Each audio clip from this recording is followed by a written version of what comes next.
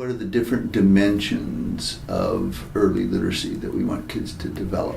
One is what people typically call foundational skills. So that's, do you know things about letters and sounds and how print in English, say, goes left to right, top to bottom, and all of those kinds of foundational skills.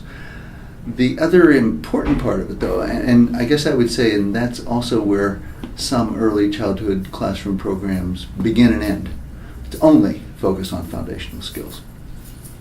The problem with that is there's so much more to early literacy that we want to include in a classroom as well. One thing would be an equal amount of attention paid to not only the foundational skills but also those higher level skills.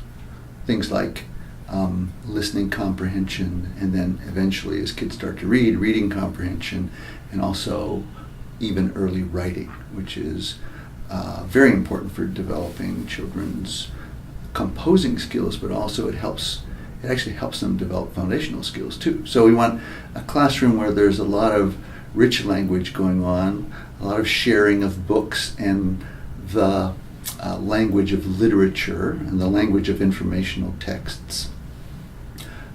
Many opportunities for children to write even before they can write conventionally, because we know that that's a critical thing too. And then I guess in terms of the big picture, the other thing I would say is foundational skills are important. Higher level literacy skills like comprehension and writing are important. But the other piece that needs to be in the puzzle is also just rich information and background knowledge. So in other words, it really doesn't do a lot of good to teach children just literacy.